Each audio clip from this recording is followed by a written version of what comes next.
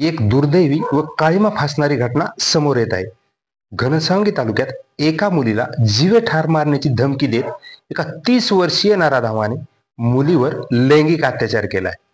या प्रकरणी पोलीस ठाण्यात गुन्हा दाखल झालाय. घनसावंगी तालुक्यात ही अत्याचाराची दुसरी घटना आहे.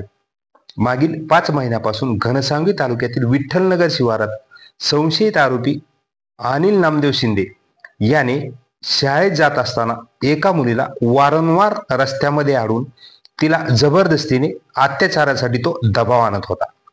या आरोपीने काही दिवसापूर्वी सदरील मुलीला मोबाईल व पैसे देऊन तिला येता जाता ऊसाच्या शेतात नेले व तिच्यासोबत जबरदस्तीने अत्याचार केलाय. त्यानंतर तिला धमकी दिली की जर कोणाला काही सांगितले तर तुला जीवे ठार मारल्या जाईल, असं तक्रारीमध्ये नमूद करण्यात आलं आहे. या प्रकरणी तीर्थपुरी पोलीस ठाण्यामध्ये संशयित आरोपी विरुद्ध बाल लैंगिक अत्याचार प्रतिबंधक कायद्यानुसार गुन्हा दाखल झाला असून पुढील तपास अंबड उपविभागीय पोलीस अधिकारी कार्यालयातील पोलीस उपनिरीक्षक A.K. ढाकणे हे करत आहेत.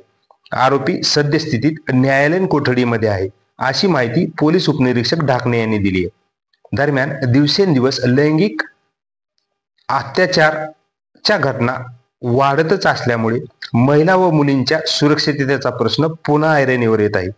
काही दिवसापूर्वीच अंबड येथे एका मुलाच्या टोळक्याने एका मुलीला त्रास देत असल्यामुळे तिने या त्रासाला कंटाळून आपल्या घरीच गळफास घेऊन जीवन संपवले होते. तसेच घनसावंगी तालुक्यातील कुंभार पिंपळगाव येथेही एका कोचिंग क्लासेसच्या एका संचालकाने क्लासमधील अल्पवयीन मुलीवर लैंगिक अत्याचार केल्याची घटनाही समोर आली होती. दरम्यान अशा घटना घडू नयेत म्हणून पालकांनी आपली मुलगी कधी शाळेत जाते, कुठल्या क्लासेसला जाते, कधी परत येते, या बरोबरच शाळा व क्लासेसला भेटी देणे, तिला येता जाता रस्त्याने कोणी टवाळखोर त्रास तर देत नाहीत ना, याची खात्री करणे गरजेचे असून याबाबत आपल्या मुलीकडेही चौकशी करण्याची गरज आहे. तसेच आपण स्वतः याकडे जातीने लक्ष देणे गरजेचे आहे. अशा प्रतिक्रिया सर्वसामान्य जनतेमधून ज्या आहेत त्या उमटत आहेत, म्हणून याबद्दल सजगता बाळगणे गरजेचे आहे.